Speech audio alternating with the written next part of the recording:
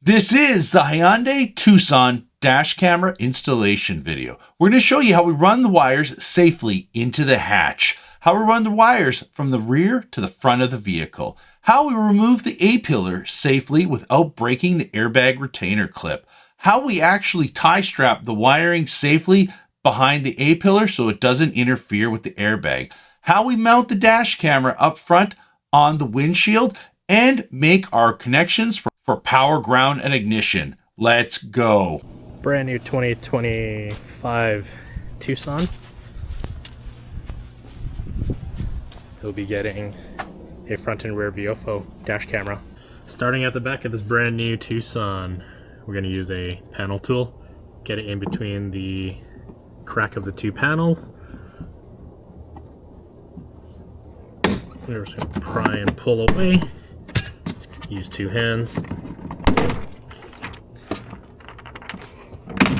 Okay, taking a look here. A couple clips on the panel itself. Looks like there's 5 clips, 2 and the 3 remaining. They make these little openings on the bottom for you to pry underneath, but I find that you can usually mar up the panel pretty easily. So we just go off to the side here. It's much easier. On this vehicle, there's only one wire harness. Loom, so we have no choice but to run it through the one. Some other vehicles do have a secondary one and which the washer hose runs through. So this one is just rubber on both sides. There's no plastic clips to worry about. Using your favorite fish tool, you're just going to put it through the rubber boot. This one is pretty wide open. I kind of like that about Hyundai. They make it a lot easier to work on than some of the competition vehicles. Get your rear camera cable. Viofo does use an angled and a straight end. Depending on the model that you'll be using, we're using an A229 Plus here. So as mentioned, 2 ends here. The straight end will be the one going to the rear camera. We're going to put our hands behind the headliner or under the headliner and just route the cable through underneath.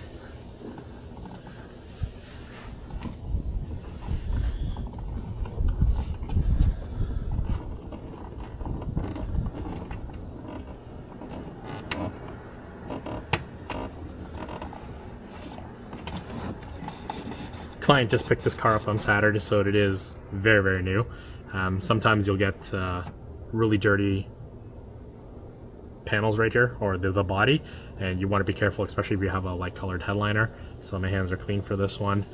You want to make sure that there's adequate length. You also want to pay attention to how the wiper blade moves on this vehicle. Depending on how it's placed, sometimes it's not exactly centered. So on this vehicle, I can kind of see where it is, and it's off to the side here. So we'll mount our camera lens within that area.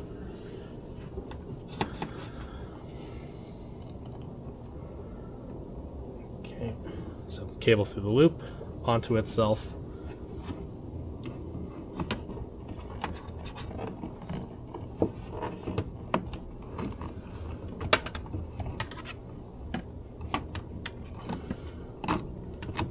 Just like that, through. Pretty easy. Like I said, Hyundai is usually one of the easiest vehicles to work on in terms of getting the wire through the boot, if there is one, or in wiring in general. So we're just going to snake it around here, get it through.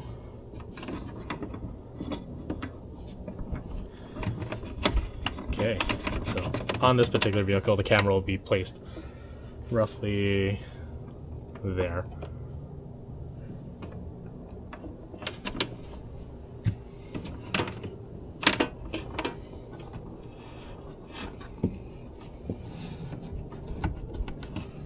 Make sure you put your rubber boots back. I always push towards the front of the car. It's the area that I can't see.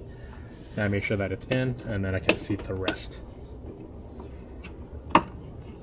Once you hear that pop, you know it's usually in place. You can always push with your thumb through the middle just to make sure that it is seated. Same thing with the bottom one. Right towards the front of the vehicle first. Push down.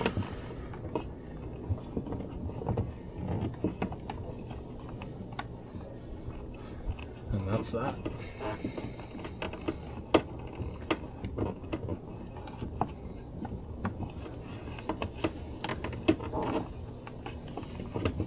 So I was gonna just give it a shake just so it can center itself. Quick tug test, so it's not coming out easily. In here, we can leave some extra slack in the liner and work our way across to the other side. Working by the headliner area, we're just pulling back ever so slightly, tucking in the cable. Right, I'm only stretching the headliner down by the width or the thickness of my fingers, so this won't leave any marks.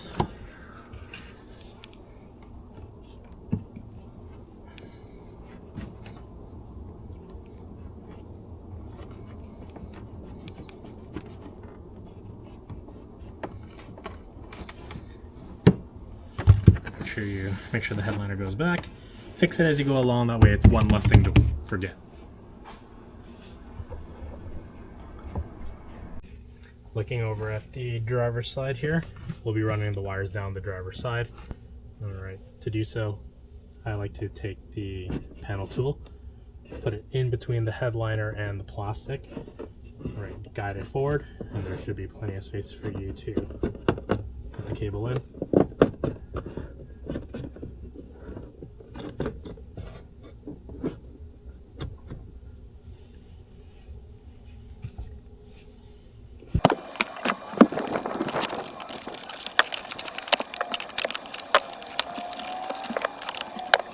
Working at the passenger rear here, hands underneath the rubber, pull down.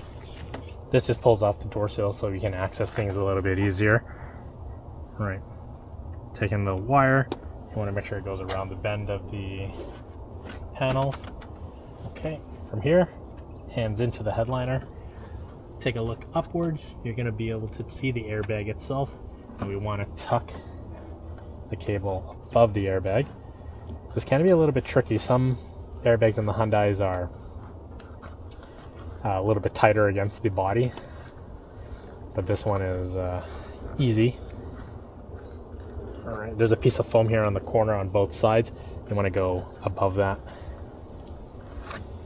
Okay, put back your seal.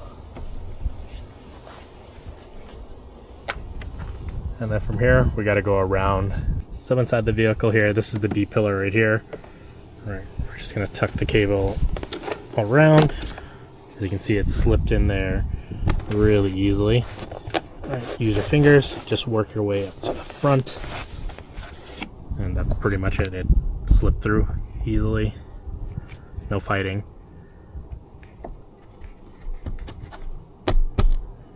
When you're putting your rubber seals back, you always want to tap the entire length of where you put the seals back on to make sure it's seated all the way. To the driver's seat area here, we do have a seat cover on just to protect the work area. Hands behind the seals, pull it down. Make sure the wire goes behind the panel. Same deal. Fingers into the headliner. We're going to tuck the cable high up behind the airbag.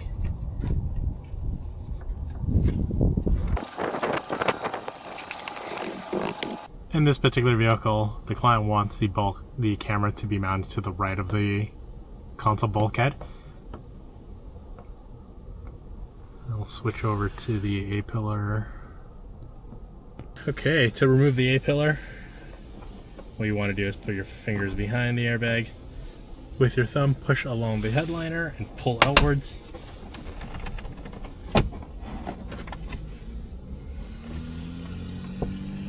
There are two tabs that are holding the airbag tether in place. So I'm just reaching in here with my finger, pushing on the upper one, and then we'll push on the lower one, and then I'll show you a visual. There we go. So taking a look here, this is the airbag tether. If your airbag was to ever deploy, the factory service manual tells you to cut this right here so you can remove it. Looking at it, there's two raised tabs. You see it at the bottom right here, and then the upper one on top. You have to depress both of these like so, in order for it to push those little releases on the top and the bottom. That's attached in this little square hole over here. Once you have this panel out, you just want to snap it back into place, right? That way, when you reinstall it, you don't have to fight with it to line it up. Looking at the airbag right here, front of the airbag, behind the airbag. As you can see behind, my hands is behind the airbag.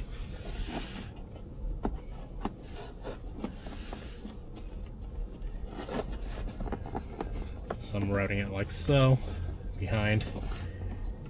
We see some of our competitors that just pop the bag open and don't zip tie anything. They just kind of tuck it behind and kind of hope for the best.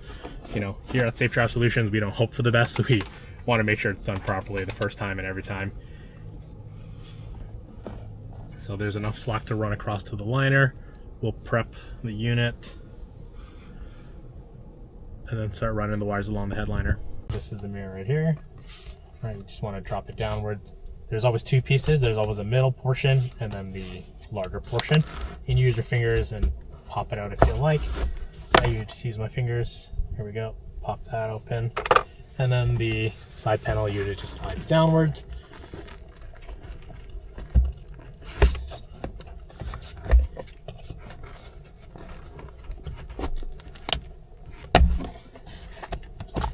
There we go. So this one is held in with a couple clips on the side. You can see 1, 2, 3, and 4. This style does slide downwards. There are sliding locks at the very top. So to put this back, you do slide it into the headliner first, like so. See that angle? And then you would clip it in place. All these wires up here, we're just gonna go under them.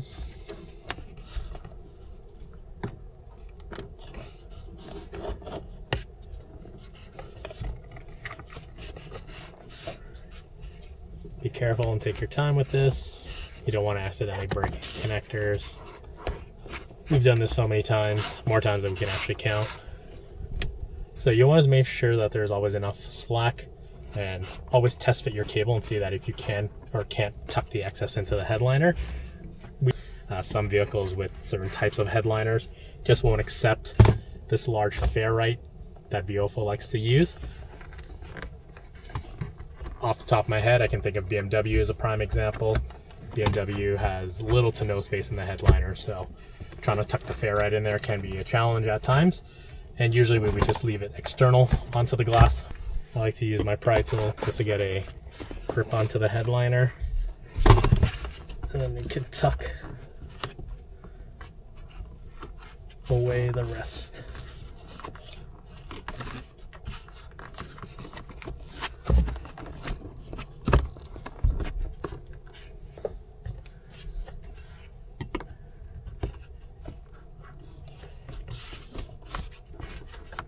The excess is hanging here.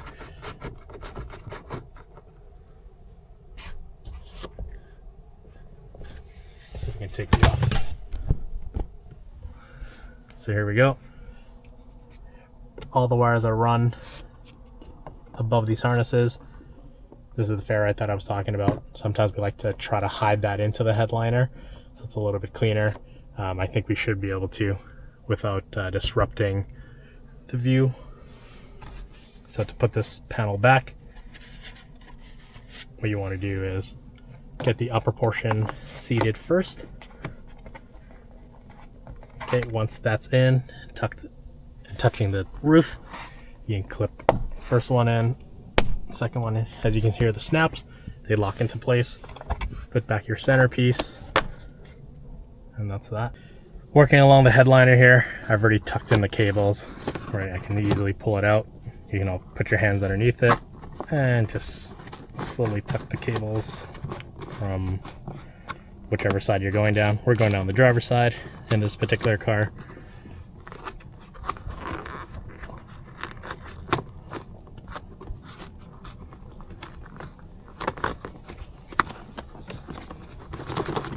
There we go. So now there's 3 cables here.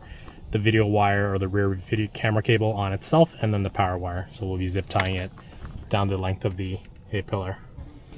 All the cables are zip tied along the liner, and we're going to put the panel back in. Just drop it into place.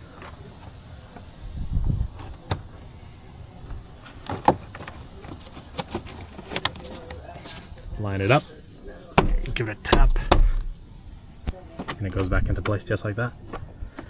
And fix the rubber seal. So working on the driver's side, going to open up the fuse box cover. We're also going to pop the side panel open. Just find an opening where you want to start. Slowly pry.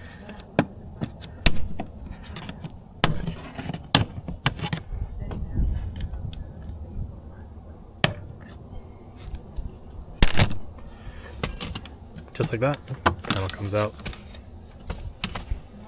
You can fix the rubber seal if you like. And then we're going to route the wire through. I like to pull it through the opening here, just for the time being, until we determine where to put the rest, the leftover slack. This one, all of our connections will be made at the OBD port. So I'm just going to reach down here. The OBD port is just to the left of the brake pedal. All right.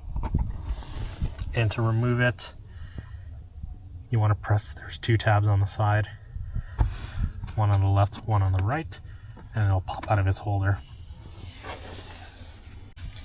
All right, so working at the underside of the dash here. This is the diagnostic plug that we were going to be dealing with. So we take a look here. You'll notice that there's release tabs on both sides. Right, one on each. You want to press that to get it out of the metal holder that's below here. We'll take our knife and slowly and carefully cut open this wire loom right here. This is wrapped in Tessa tape. Same tape that we use as well to finalize all of our wiring. You want to strip back or cut back at least, a couple inches here. Okay, so we're going to need 3 wires. So pin 3 on this particular car is green-orange. Pin 4 is black. And pin 16 is blue with an orange line.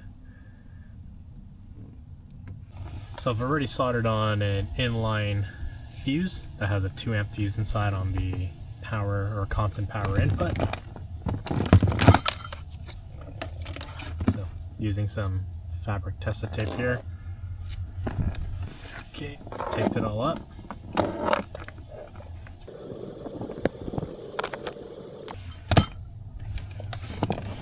I like to strip the wires and stagger them in the event that they were to ever unravel, which is very unlikely. Especially when you're using good electrical tape. In the event that it does come undone, it wouldn't short out with one another. So that's the power. We'll measure up the ground. Everything we do is cut to length. We don't leave any excessive wire in the vehicle there.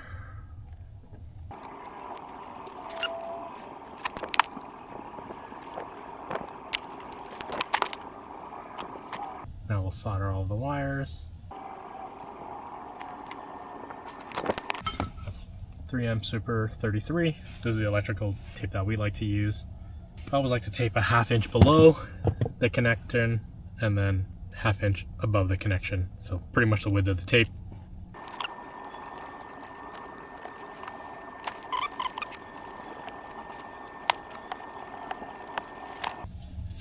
Then we'll dress it up with Tessa tape.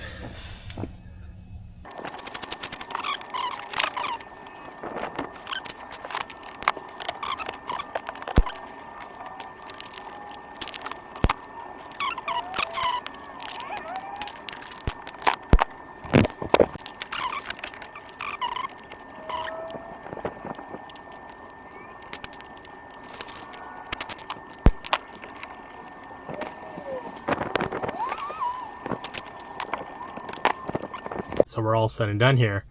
Camera's mounted off to the passenger side. As mentioned, the ferrite was tucked into the headliner, so that's not shown. Going to the back of the vehicle. Camera there, as you can see, it is offset because the wiper blade pattern is more driver's side than it is on the passenger side. Other than that, that's a brand new Tucson for you. I hope you enjoyed our video on how to professionally install a dash camera into a Hyundai Tucson. If you do have any questions or comments, please leave them down below. Don't forget to like and subscribe. And if you are looking to support us, we offer professional dash camera installation in Greater Vancouver or Greater Toronto areas. We also sell dash cameras into the United States and Canada. Check us out, safedrivesolutions.com. Thanks again.